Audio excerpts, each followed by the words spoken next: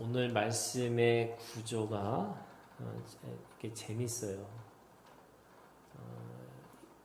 지금 이 7장의 엘리사는 하나님의 말씀을 전해요. 어떻게 전하는 거냐면 지금 사마리아의 성이 아람 군대에 둘러싸여가지고 지금 먹을 것이 없는 거예요. 굶주린 거죠. 근데 그런 상황에서 이제 그런 곡식이 가격이 폭등한 거잖아요. 그런데 엘리사가 뭐라고 예언을 하냐면 지금 오늘 7장 1절에 이렇게 예언을 하는 거예요. 고운 밀가루 한 쌀을 한 세겔로 매매하고 보리 두 수알을 한 세겔로 매매하리라. 그 당시에 물가가 정확하게 어떤 건지 모르지만 이 가격은 완전히 이게 폭락한 가격인 거예요. 그러니까 이 폭락한 가격이 매매가 될 것이다. 이렇게 예언을 하는데 7장 1절에 이렇게 얘기했죠. 엘리사가 이르되 여호와의 말씀을 들을지어다. 지금 엘리사는 하나님의 말씀을 전한 거예요. 지금은 이 성이 둘러싸여서 포위를 당한 상황에서는 도저히 먹을 것이 없으니까 곡식이 모든 것들이 폭등하니까 그 폭등한 것 속에서 사람들이 굶어 죽는 거죠. 근데 어느 정도로 굶어 죽냐면 자기 자식을 잡아먹을 정도로 지금 먹을 게 없는 거고 그 곡식은 너무 비싸서 사람들이 엄두를 낼 수 없을 정도로 먹을 수가 없는 건데 지금 엘리사는 거꾸로 곡식이 가격이 폭락할 것이다 이렇게 얘기를 하고 있는 거죠. 그러니까 그때 왕이 2절에요. 그의 손에 의지하는 자 곧 한 장관이 하나님의 사람에게 대답하여 이르되 여호와께서 하늘에 창을 내신대. 그러니까 하늘에서 곡식이 내려오는 것이 이게 있으면 혹시 모를까 어찌 그런 일이 있을 수 있느냐. 있을 수 없다 이렇게 얘기를 하는 거죠. 그런데 엘리사가 그것을 가지고 그 장관을 두고 저주와 같은 말씀을 해요. 뭐라고 그러냐면 네 눈으로 보리라 그러나 그것을 먹지는 못하리라. 네가 그 사건을 보겠지만 네가 그 사건에 대해서 너는 실제로 아무런 도움을 받지 못할 것이다. 그러니까 다시 말해서 죽을 거다 이렇게 얘기하는 거죠. 그게 지금 이 전체 열왕기 하의 7장에 있는 말씀의 20절에 성문에서 그를 밟음에 죽었더라. 이렇게 지금 그 말씀이 예언이 되고 그 말씀이 그대로 성취되는 그런 사건을 가지고 있는 거예요. 그런데 그 눈으로 보기도 하고 또 실제로 먹은 사람들이 있어요. 그 사람들이 누구냐면 3절에 있는 말씀이에요. 성문 어귀에 나병 환자 4사람이 있더니 이 나병 환자들인 거죠. 그들은 그 사건을 실제로 보기도 하고 또 실제로 먹기도 한 사람들이에요. 그럼 이 나병 환자들이 가지고 있는 믿음이 진짜 믿음인 거죠. 그러니까 지금 이 장관이나 왕이나 이 엘리사가 말했던 말씀을 듣고도 그냥 보기는 했지만 실제로 그들이 그거를 몸으로 경험하거나 실제로 그것이 자신의 것으로 취하지 못한 사람들인 거예요. 근데 나병 환자라고 하는 것은 엄밀히 따지면 그 당시에 나병 환자들은요, 이 성문 바깥에서 사는 사람들이에요. 그리고 이 사람들은 죽음을 기다리고 있는 사람들이에요. 안으로 들어가도 죽고 또 거기 그 자리에 머물러도 죽을 사람들이에요. 근데 더 이제 이게 이중고라면 삼중고가 있는 거죠. 그게 아람의 군대예요. 그러니까 이 사람들은 자기 민족에게도 배척을 당한 사람이에요. 공동체에 들어갈 수가 없어요. 거기다가 머물러도 그냥 나병 환자이기 때문에 죽을 수밖에 없는 거고요. 더구나 이 아람 군대가 둘러싸고 있는 상황에서는 또 죽는 거예요. 그러니까 이 삼중고를 경험하고 있는 이 남용 환자들, 그들이 뭐라고 얘기하느냐? 3절에 서로 말하되 우리가 어찌하여 여기 앉아서 죽기를 기다리랴. 여기 있든 저기 있든 잡혀가든 죽는 거다. 우리가 죽을 인생이다. 그러면 이왕이면 혹시나 이 나병 환자들이 어차피 죽을 몸이라면 혹시 그 아람 군대에 가면 거기 가면은 먹을 것이 있을 수 있으니까 먹고 죽자 이런 거죠.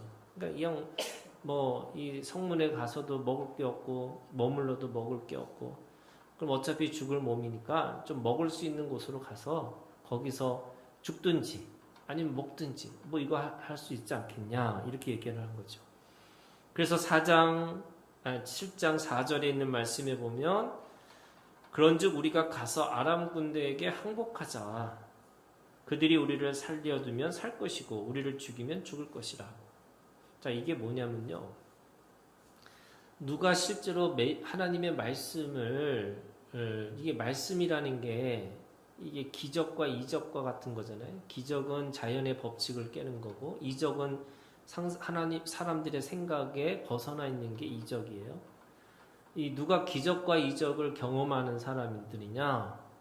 실제로 어느 곳에 가든지 아무런 희망이 없는 사람들에게 사실은 복음이 진정한 복음으로 다가오는 거예요.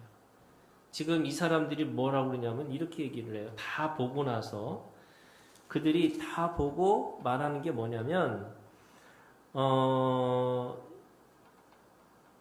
9절에 이렇게 얘기하고 있습니다.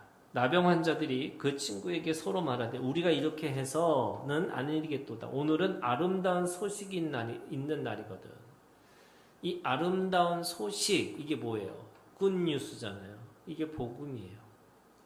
그러니까 아름다운 소식을 누가 가질 수 있느냐? 누가 그거를 실제로 경험할 수 있느냐?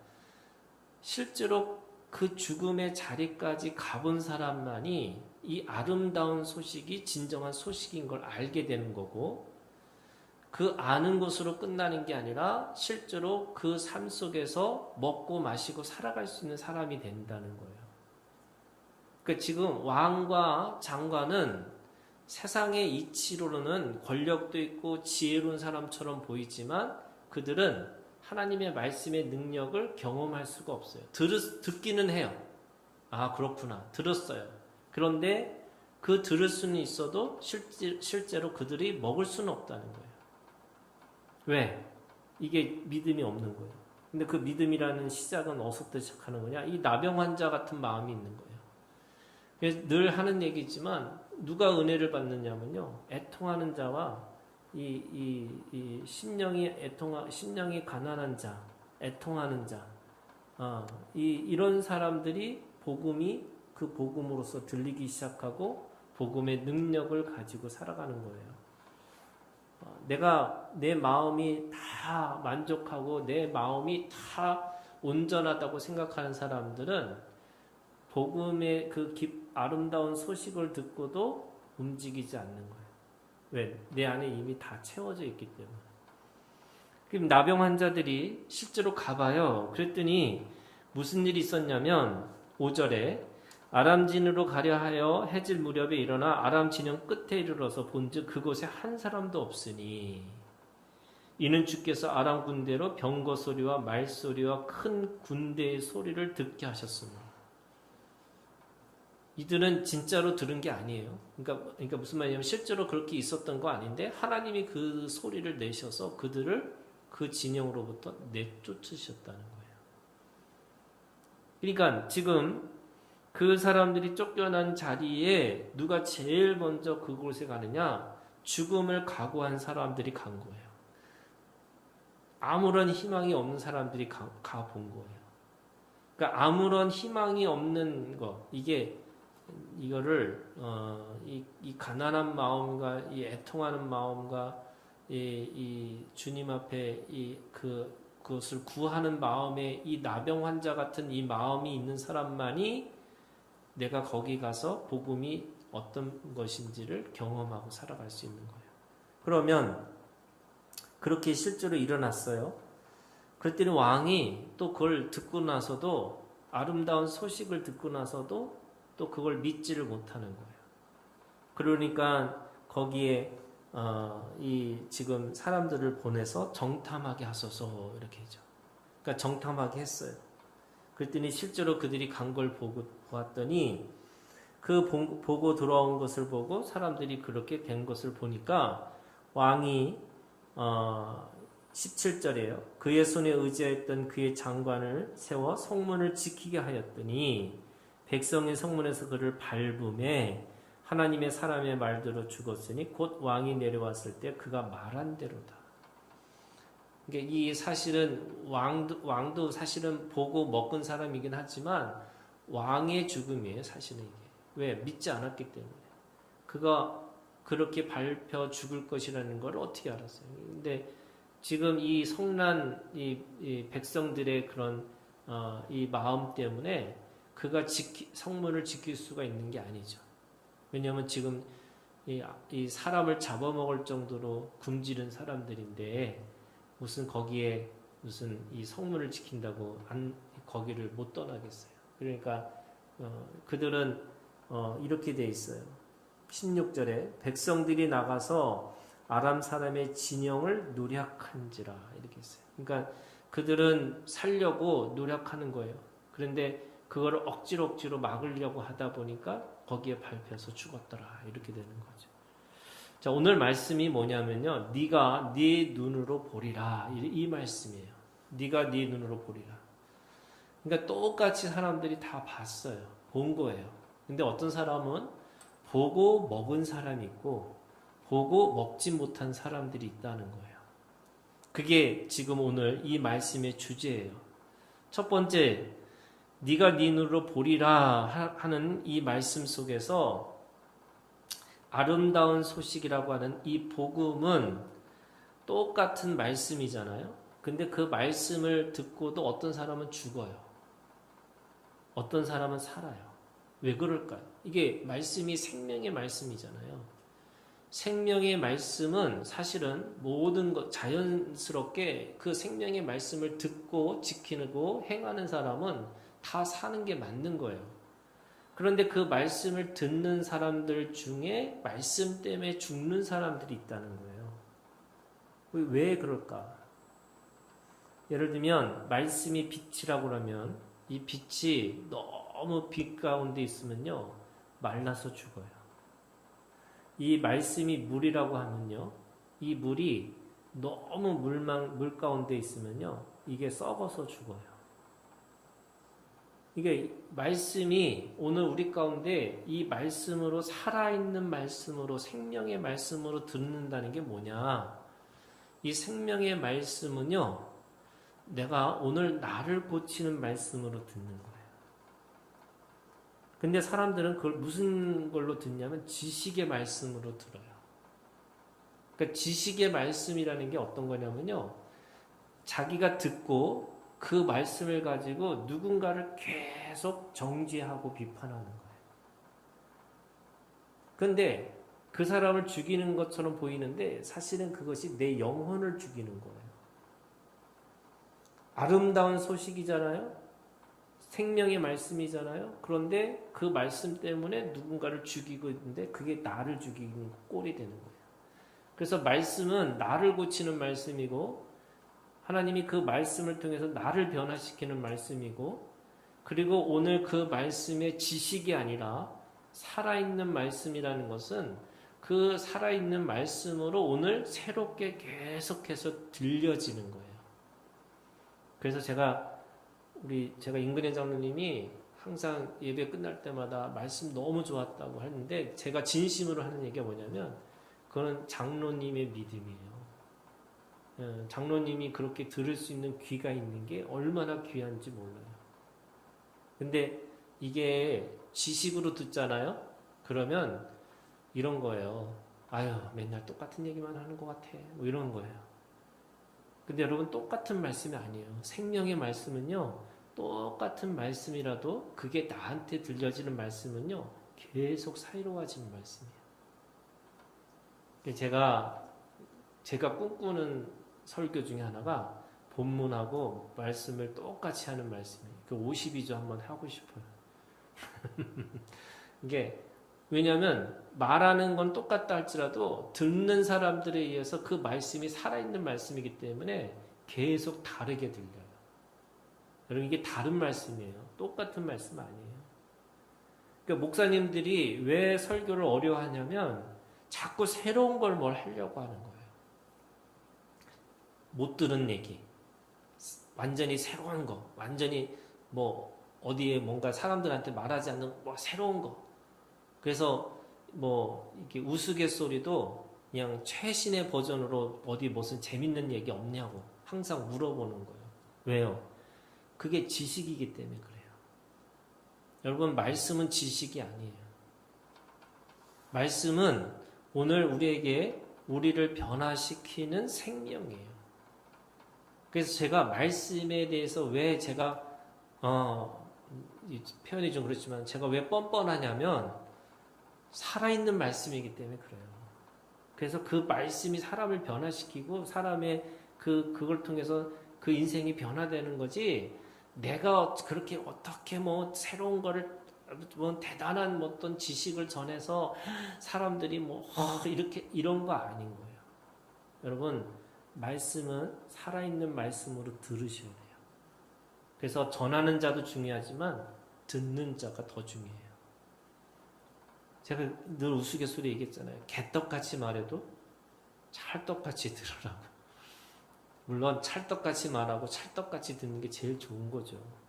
그런데 여러분 어떤 것이든 그 속에 하나님이 도대체 어떻게 말씀하시는지를 들으셔야 돼요. 그게 말씀이 살리는 거예요. 말씀이 나를 온전케 하시고 완전케 하시는 거예요. 그런데 아무리 지금 누가요? 엘리사가 하나님의 말씀을 전하는데도 그 왕은 장관은 그거를 믿지를 않아요. 그게 가능한 거냐? 하늘이 열려야지 되는 건데 그게 말이 되는 거냐? 이렇게 얘기를 하는 거죠. 그래서 여러분 오늘 우리가 하나님 앞에 네가 네 눈으로 보리라 라는 이 보리라는 이 말씀을 오늘 나의 말씀으로 들으셔야 돼요. 이게 첫 번째 오늘 이 아름다운 소식을 듣는 자의 태도를 얘기하고 신앙을 얘기하는 거예요. 두 번째 여러분 장관이냐 나병 환자냐 왕이냐 중요하지 않아요. 아무리 죽을 인생이라 할지라도 믿음이 있으면 사는 거예요. 아무리 대단한 사람이라도 믿음이 없으면 죽는 거예요. 그래서 예수님이 말씀하시잖아요. 죽어도 살겠고 나를 믿는 자, 살아서 믿는 자는 영원히 살 것이다. 여러분 밟혀서 죽는 인생이 얼마나 불쌍한 인생이에요. 여러분 나병 환자는 더 불쌍한 인생이지만 거기에 아름다운 소식을 전하는 자의 영웅이 됐어요. 사람들은 나병 환자냐 장관이냐 왕이냐 여기에 관심이 있어요. 여러분 하나님의 사람은 믿음이 중요한 거예요. 그래서 누가 뭐라고 해도 정말 어린아이 같은 사람이라 할지라도 그 믿음을 사용하는 게 중요한 거예요. 하나님은 믿음 있는지를 보시는 거지 그 사람의 신분이나 그 사람의 계통이나 그 사람이 가지고 있는 소유나 그 사람이 가지고 있는 능력을 보지 않으신 거죠. 바울은 오히려 거꾸로 얘기합니다. 약함이 강함이라. 없음이 있음이라. 그래서 내 연약함을 통해서 하나님의 능력이 나타나는 거예요. 지금 문둥병자 이 나병 환자는 하나님 앞에서 정말 아무것도 없는 인생이지만 그 이스라엘 백성, 그 사마리아에 있는 성에 있는 사람들에게 가장 최고의 기쁜 소식, 아름다운 소식을 전한 사람들이에요. 여러분 믿음으로 살아가는 이것이 오늘 두 번째예요. 이것이 네가 네 눈으로 보리라 라는 이 믿음을 가지고 우리가 살기를 주님의 이름으로 축원합니다. 여러분 세 번째 아름다운 소식의 복음은 누구도 막을 수가 없어요. 이게 왜 밟혀 죽었어요? 사람들은 그걸 통제하려고 해요. 그걸 막으려고 해요. 아름다운 소식을 받은 사람에게는 더 이상 그것이 이 사마리아의 성에 남아 있을 수가 없는 거예요. 거기를 뛰쳐나가서 살아야 되는 거예요. 그게 아름다운 소식을 들은 사람들이에요. 사마리아 여인이 사람들의 눈을 피해서 그 우물가에 와서 그 물을 기르려고 왔는데 그 예수님을 만나고 나서 그가 첫 번째 했던 게 뭐냐면 그 우물가에다가 자기의 모든 것들을 내려놓고 사람들에게 향해서 나아가서 뭐라 그러냐면 와 보라고, 와서 보라고, 메시아가 왔다. 그 자신의 일을 잃어버리는 거예요. 자신이 뭘 해야 되는 건지를 더 이상 그것이 중요하지 않은 거예요. 똑같이 제자들도 마찬가지예요. 예수님이 사람을 낚는 어부가 될 것이다 라고 했더니 배와 부친을 버려두고 자신의 가지고 있는 먹고 사는 문제에 매여 있는 게 아니고요. 거기를 뛰쳐나가는 힘이 있는 거예요. 그래서 성령의 권능을 받고 성령의 권능을 받아서 예루살렘과 온 유대와 사마리아 땅끝까지 이르러 내 증인이 되리라고 할 때 그 권능이라는 게 두나미스잖아요. 이 두나미스라는 게 뭐냐면 다이너마이트예요.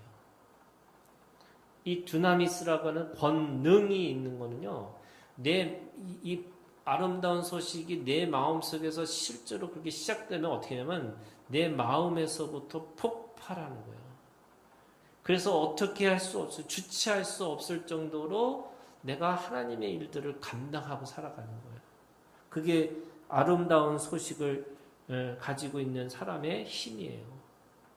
그러니까 사마리아 성에서 너 계속 굶어서 죽어 이렇게 있을 수 있는 사람은 없어요. 뛰쳐나가는 거예요. 얼마나 뛰쳐나갈 힘이 세냐면 그걸 막는 사람의 그 장관의 그 사람을 밟아서 죽일 정도로 힘이 있어요. 우리가 이 예수 믿는 거가 논리적으로 생각하면 합리적이고 논리적으로 또 도덕적이고 윤리적으로 생각해 보면 그렇게 이게 뭐 좋은 것도 아닐 수 있어요. 그런데 주님은 우리한테 그 다이너마이트 같은 성령의 권능을 우리한테 주셨기 때문에 우리가 우리의 사고와 우리의 현실과 또 우리가 가지고 있는 그 모든 것들을 뚫고 지나서 하나님의 일들을 감당하게 하시는 거잖아요. 여러분 이 믿음이 오늘 우리 가운데 있기를 주님의 이름으로 축원합니다.